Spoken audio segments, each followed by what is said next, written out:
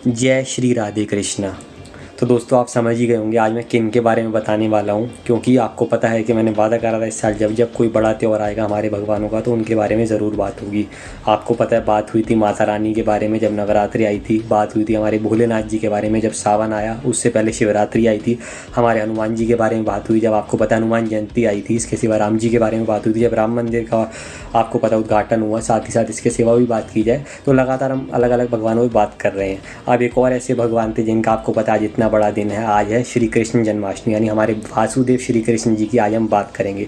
तो सबसे पहले तो आप सभी को कृष्ण जन्माष्टमी की अनेकों शुभकामनाएं। जी हाँ, आशा करता हूँ श्री कृष्ण आपके सारे दुख, सारे कष्ट, सारी पीड़ा हरेंगे और आप सभी को ढेर सारी खुशियों से आपको सराएंगे और ढेर सारे आपके जो भी काम रुके हों सब बने, यही मैं आशा करता हूँ। तो आज दोस्तों मैं आपको बताऊँगा कृष्ण जन्माष्टमी क्यों मनाई जाती है, इसके पीछे की क्या वजह है। बहुत लोगों को पता होगा कि भाई कृष्ण जी का जन्म हुआ था, कैसे हुआ था, क्यों हुआ था, किस वजह से वो धरती पर आए थे राम जी के बाद एक और अवतार लेके हमारे विष्णु जी। तो आइए मेरे दोस्तों शुरू करते हैं और बात करते हैं। तो दोस्तों जैसा कि आपको पता है जब जब दुनिया में पाप बढ़ता है तब विष्णु जी अवतार लेके आते हैं और पाप का प्रतिकार करते हैं। जैसे श्री रामचंद्र जी आए थे तो रावण का उन्होंने प्रतिकार करा था। अब बारी थी कंस की। जी हाँ, अब कौन था कंस, ये जानने वाली बात है। तो दोस्तों कंस था मथुरा का राजा। अब उन्हीं की जो बहन थी वो थी देवकी जी, यानी मैं बात करूँ हमारे कृष्ण जी की माता जी, और साथ में जो उनके पति देव थे वो थे, मैं बात करूँ वासुदेव जी, जो कृष्ण जी का नाम साथ में जोड़ा जाता है। तो बहुत अच्छे दोस्त थे, मैं बात करूँ कृष्ण जी, मैं बात करूँ कंस के, और दोनों के बीच बहुत अच्छी दोस्ती थी। और वो कहते हैं कि तुम मेरी बहन से विवाह करोगे और मुझे कोई बहुत अच्छा वर नहीं दिख रहा है, और वो उनसे विवाह कर लेते हैं। अब कंस पहले ही बहुत ही अत्याचारी था, अपने फादर से भी राजपाट ज़बरदस्ती छीन लिया। एक वो पुत्र होते थे जो कहते थे नहीं आप मुझे राज्य मत दो, किसी और को दो, राम जी जैसे भी लोग थे। और एक ऐसे भी लोग थे जिन्होंने अपने बाप से ही राज्य छीन लिया, और लगातार वो बुरी बुरी चीज़ें करे जा रहा था। और वासुदेव जी एक शरीफ आदमी थे, वो नहीं कर पा रहे थे और रोक नहीं पा रहे थे कंस को कि भाई वो कुछ ज़्यादा कह पाए, और उनकी बात वो इतनी मान भी नहीं रहा था। दोस्तों ने बहुत खास मानता था लेकिन इतनी तो किसी की नहीं मानने वाला था। अब बात क्या हुई कि जब शादी करके वो आ रहे थे दोनों और कंस रथ चला रहा था, तो ये है कि कंस अपनी बहन को बहुत मानता ज़रूर था। तो तभी आकाशवाणी होती है, खुद अपना ईश्वर प्रकट होते हैं, क्योंकि मैं बात करूं भगवान हमारे डरते नहीं हैं। उन्होंने बताया कि हे कंस तुम्हारा सर्वनाश होगा, क्योंकि कंस को भी वरदान था रावण की तरह कि भाई ऐसे कोई देवी देवता नहीं मार सकता। और सेम वही रावण वाला किस्सा था कि यार ठीक है किसी भगवान को जन्म ही लेना पड़ेगा तभी ऐसा हो पाएगा। और कंस ने सोचा हुआ था मैं लेने ही नहीं दूंगा, मैं मार दूंगा कोई ऐसा आएगा, तो कह दिया था कि तुम्हारी बहन देवकी के घर ही जन्म लेगा पुत्र और वही मारेगा। जी हाँ, अब यहीं से कंस को डर लगा, लेकिन कंस ने, मैंने जैसा कि कहा, अपनी बहन और अपने भाई को नहीं मारा। उन्होंने कहा मैं तुम्हें कारागृह में डाल रहा हूँ, जब तुम्हारे सारे पुत्रों का वध कर दूंगा तो उसके बाद जो है मैं तुम्हें आज़ाद कर दूंगा। और एक एक करके उनके सारे पुत्रों को मारता है, बहुत अत्याचार होता है, पहला पुत्र, दूसरा पुत्र, तीसरा, चौथा, पाँचवा, छठा, सातवां। और मैं बात करूं माता देव की बहुत परेशान हो जाती हैं, साथ ही साथ वासुदेव जी भी। और फिर विष्णु जी में बात करूं प्रकट होते हैं और वो अवतार लेते हैं कृष्ण जी के रूप में। जी हाँ, उनका जन्म होता है, लेकिन इतना आसान नहीं होता। तभी भगवान अपनी लीला रचते हैं और सभी सैनिकों को और कंस को बेहोश कर देते हैं। वही मैं बात करूं गोकुल में जो कि थी आपको पता है कौन, माता यशोदा और हमारे नंद लाला जी। जी हाँ, उनके घर भी मैं बात करूं पुत्र का जन्म होता है यानी बलराम जी का, और साथ में एक पुत्री जन्म लेती है जो कि थी माता रानी। जी हाँ, तो फिर अपना नंदलाल जी जब मैं बात करूं अपना, उनको सब पता होता है कि अब क्या करना है, और वो भी इतना बड़ा बलिदान दे देते हैं कि अपनी पुत्री को एक तरीके से वो दे देते हैं। माता यशोदा को तो पता भी नहीं होता। और फिर अगर मैं बात करूं तो वासुदेव जी का आता है ज़िंदगी का सबसे बड़ा काम, लेके जाते हैं कृष्ण जी को, इतने नन्हे से बालक थे, आपको पता है कितना मुश्किल था उस पानी में चल के जाना, और ऊपर से शेषनाग रक्षा कर रहे होते हैं, बारिश आ रही होती है, क्योंकि बच्चे को बचाना होता है, भले कृष्ण जी, लेकिन बारिश से तो बचाना होगा ना। और बहुत मुश्किल हो गया तो वो लेके जाते हैं और नंद लाला जी को कहते हैं कि अब आपको संभालना है अगले कुछ साल, और नंद लाला जी लेते हैं और नंद लाला जी अपनी पुत्री वो दे देते हैं जो कि माता थी, क्योंकि उनका बस जन्म इसलिए होना था कि कंस के हाथों मृत्यु होगी और वो माता आ जाएंगी।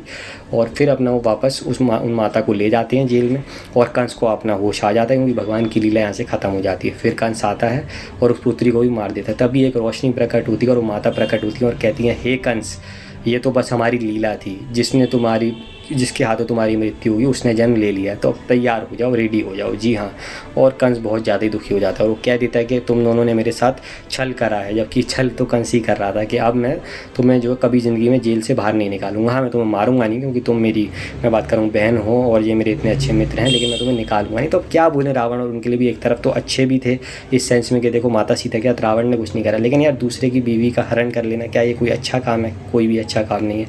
यही कंस के साथ है, एक तरफ दिखा ऐसे रहा होगा, कोई कह देगा यार कंस ने अपनी बहन को या मैं बात करूँ दोस्त को मारा थोड़ी, जो उनका एक तरीके से जी जाए। लेकिन भाई अगर मारा नहीं तो फिर ये मारने से कम थोड़ी आपने उनको जेल में डाला हुआ है।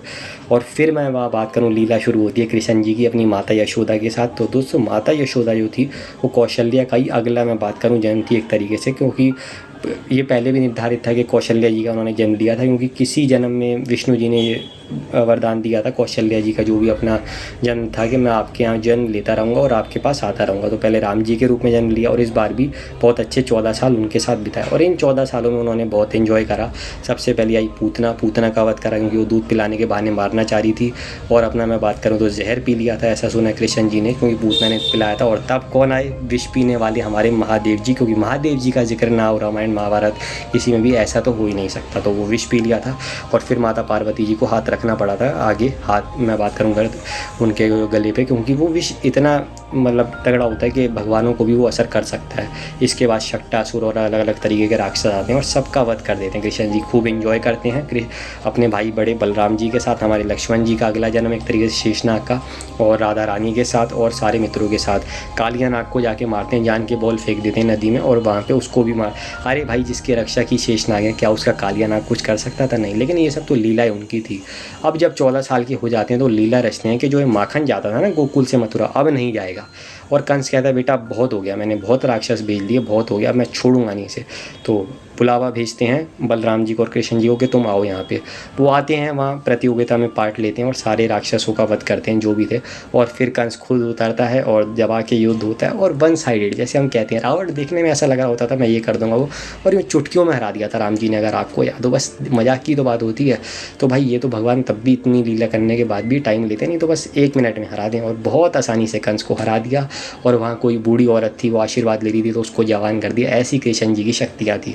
उसके बाद जाते हैं जेल में, अपने असली माँ बाप से मिलते हैं, यानी मैं बात करूँ वासुदेव जी से और देवकी जी से। और देवकी पूछती भी हैं माता कि तुमने 14 साल क्यों लगा दिया आने में? तो कहती आप लोग नहीं जानते, मेरे पिछले जन्म में मैं जब राम जी का अवतार मैंने लिया था तो 14 साल मैं वनवास गया था। तो मेरी माता कौशल्या ने 14 साल वेट करा था। आप माता कह के ही हो तो आपको भी वो इंतज़ार पता चलना चाहिए कि कैसा लगता है। और दूसरी बात, उन माता को भी मैंने वादा करा था जो 14 साल पिछली बार के रह गए वो मैं पूरा करूँगा। तो हर किसी का कर्जा ही उतार देते हैं हमारे भगवान विष्णु, चाहे राम जी में हो चाहे कृष्ण जी में। और उसके बाद जाके माता यशोदा से और नंदलाल जी से जो है विदा लेते हैं कि आपका बहुत बहुत शुक्रिया, बहुत अच्छा लगा कि मतलब आप लोगों ने मेरे को इतने साल पाला पोसा और ये चीज़ मैं कभी नहीं भूलूँगा। और आपका नाम हमेशा अमर रहेगा, जब भी मेरा नाम आएगा तो आप लोगों का नाम तो आएगा ही। तो उसके लिए जितना भी उनको तहे दिल से धन्यवाद किया जाएगा, इतना बड़ा बलिदान उन्होंने दिया, इतना अच्छे से कृष्ण जी को पाला पोसा। जो हम हमेशा बात करते हैं माता यशोदा की कि जब मुंह में देखा कृष्ण जी के तो पूरा संसार देखा, क्योंकि पूरे संसार के पालनहार हैं वो विष्णु जी, तो दिखना ही था। तो इतना अच्छा उन्होंने सब करा।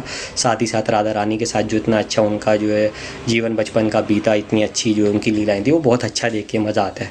इसके बाद दोस्तों खैर मैं बात करूँ तो कंस से रिलेटेड और कोई ज़्यादा बात नहीं होगी। इसके बाद कृष्ण जी मथुरा के राजा बन गए और महाभारत वाली कहानी मैं आपको कभी आगे डिटेल में बताऊंगा। लेकिन मेन बड़ी बात क्या है, अब आप देखो रुक्मणी जी ने जब उनको दिल से याद करा कि मुझे आपसे विवाह करना है तो वहाँ पहुँच गए, युद्ध करा वहाँ पे, और उसके बाद अपना आ गए। द्वारका का निर्माण करा, वहाँ रहे, तो द्वारका भी तभी आई, ऐसे थोड़ी आई। उसके बाद महाभारत में उनके रोल आपको पता है वहाँ से आते हैं, जब जरासंध जो कि पाटलिपुत्र का राजा था, जो कि मैं बात करूँ दामाद था कंस का, तो पहले उसको मरवाया ताकि जो ये है कि जो अपने पांडव हैं उनका राज हो सके। शिशुपाल का वध खुद करा, अपनी बुआ को वचन दिया कि 100 मैं इसके अपराध क्षमा करूँगा, 101वें मार दूंगा, और 101वें पे फिर मारा जो है, क्योंकि पता था खतरा बन सकता है पांडवों के लिए। और फिर जब जरूरत पड़ी युद्ध की, और यार रिक्वेस्ट करी, हाथ जोड़े, आज भी पता नहीं मैं उन लोगों को क्या बोलूँ जो कहते हैं यार कृष्ण जी के अभी भी कुछ कर सकते थे, भाई क्या करते, वहाँ रिक्वेस्ट तक तो करी जाके, और आदमी ने हाथ तक जोड़े कि चलो भाई कोई बात नहीं, आप मत दो, मैं बात करूँ इंद्रप्रस्थ, लेकिन आप 5 गाँव ही दे दो। लेकिन आपको दुर्योधन ने पता क्या कहा था कि सुई की नोक भी बराबर कुछ नहीं दूंगा, और उनको भाई बांधने वाले थे। तो फिर जो आशुतोष का राणा है कि आप बांध सकते हो उसको, जो पूरे संसार का पालनहार है, जिसने पूरा संसार रचा, कैसे? फिर अपना विराट अवतार दिखाते हैं। और जब अर्जुन घबरा रहे होते हैं, क्योंकि अर्जुन चाहे जितने भी बड़े थे लेकिन भाई एक इंसान ही थे, तो फिर अपना पूरा आपको पता है वो गीता का उपदेश देते हैं कि सब मैं ही हूँ, मैं ही संसार हूँ, संसार ही मुझ में है। और खूब मोटिवेट करते हैं उनको भी और बाकी सबको भी, वो लगातार मोटिवेट करते रहते हैं, चाहे युधिष्ठिर थे, भीम थे, नकुल और सहदेव थे, साथ ही माता कुंती को भी हमेशा विश्वास दिलाते हैं कि बुआ मैं आपके पुत्र को कभी कुछ नहीं होने दूंगा। अपनी बहन सुभद्रा के लिए इतना कुछ करा। हाँ, आप देखो बहुत चीज़ें भगवान के हाथ में नहीं होती। हम कहते हैं यार भगवान हमारे साथ कुछ क्यों नहीं करते। देखो ना, अभिमन्यु को नहीं बचा पाए, जबकि मैं बात करूँ उन्हीं की बहन का पुत्र था, अपना भांजा था, लेकिन देखो नहीं बचा पाया ना सुभद्रा के पुत्र को जो है, और अभिमन्यु जी का बलिदान भी गया। तो वही वाली चीज़ है कि हर चीज़ भगवान के भी हाथ में नहीं होती, लेकिन जितना हो सकता था सारथी बने वहाँ और विश्वास दिलाया कि भाई देखो मैं नहीं उठाऊंगा शस्त्र, क्योंकि अगर चाहते तो बस 2 मिनट में ख़त्म कर देते। वो मई गॉड 2 में डायलॉग था ना अक्षय कुमार का कि बस 2 मिनट में ख़त्म कर देता युद्ध, लेकिन नहीं, उसकी ज़रूरत नहीं थी। हाँ, वो बात सही है कि अगर आप सामने आके खड़े होगे, आप यहाँ जो कहा था उन्होंने भीष्म पितामह को, आप यहाँ आके हमारा साथ नहीं दे सकते मत दो, लेकिन अगर आप सामने आके मैं बात करूँ बुराई का साथ दोगे तो फिर मैं अपना चक्र चलाऊंगा और आपको छोड़ूंगा नहीं। वो तो फिर अर्जुन आ जाते हैं कि नहीं आप अपना चक्र मत चलाओ, मैं इनका वध करता हूँ, और फिर वध करा था, तीर चलाए थे। भाई जो भी आपके साथ खड़ा हुआ, चाहे फिर वो गुरु कृपाचार्य हों या मैं बात करूँ भीष्म पितामह हों या फिर गुरु द्रोणाचार्य हों, तो फिर सही बात है, फिर कृष्ण जी का चक्र चलेगा, राम जी का धनुष चलेगा, हनुमान जी का गदा चलेगा, शिव जी का त्रिशूल चलेगा, फिर आप बच नहीं पाओगे, माता रानी खुद आएंगी। तो वही वाली चीज़ है। और फिर अपना ये है कि सारा युद्ध ख़त्म करके जब अपने आप को बहुत बड़ी तोप समझ रहा था अश्वत्थामा कि भाई देखो मैंने तो वध कर दिया है और अब तुम्हारा जो मैं बात करूँ आगे कुल नहीं चल पाएगा पांडवों का, तो खुद आए कि हे क्या समझते हो तुम मुझे, तुमने क्या सोचा तुम कुछ भी कर लोगे, अब मैं तुम्हें श्राप देता हूँ कि जब तक ये सृष्टि रहेगी तुम्हें रहना पड़ेगा। और कैसे फिर वो यादव रोने लग गया था कि भाई ऐसे ऐसे, क्योंकि भाई एक मैं बात करूँ जो लेडी प्रेग्नेंट है उसके आपने पेट पे तीर चला दिया, इससे बुरा काम क्या हो सकता है। जो कृष्ण जी ने कहा था कि परीक्षित पैदा ना हो पाए, तो वही वाली चीज़ है।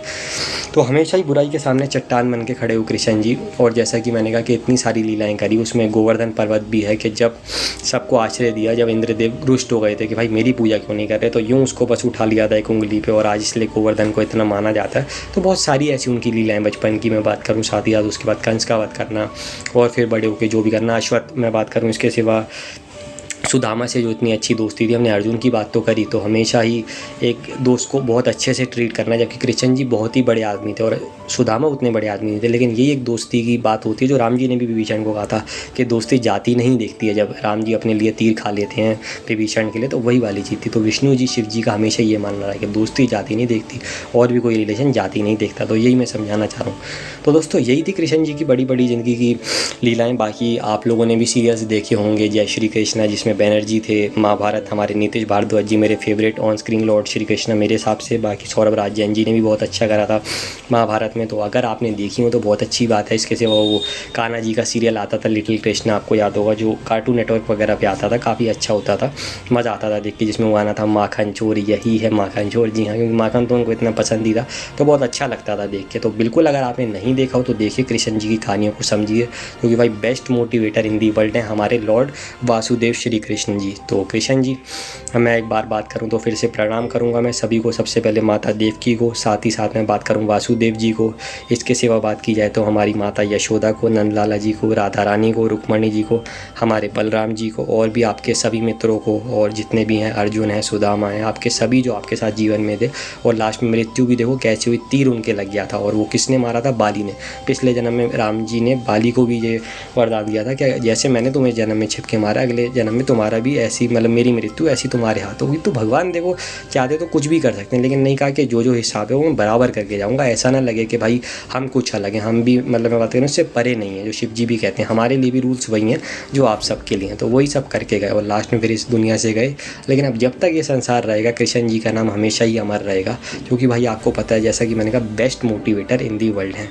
तो आप सभी को एक बार श्री कृष्ण जन्माष्टमी की फिर से अनेकों शुभकामनाएं। जैसे कि मैंने कहा आपके सारे जो रुके काम हैं वो अच्छे से बने और आप लोगों की सारी मनोकामनाएं पूर्ण हो, आपका स्वास्थ्य भी अच्छा रहे। बाकी मनाइए जन्माष्टमी अलग अलग तरीके से, मंदिरों में जाइए, पूजा कीजिए, अपने घर में पूजा कीजिए, मिश्री, मीठा मक्खन, माखन है, दही है, कुछ भी चढ़ाइए, दूध वगैरह जो आपको सही लगे, कुछ सहयोग कीजिए अपने आसपास के मंदिरों में, क्योंकि ये दिन रोज़ रोज़ नहीं आता है, साल में एक बार आता है। जो व्रत रख सकते हैं व्रत भी रख सकते हैं, ये एक अच्छी बात है।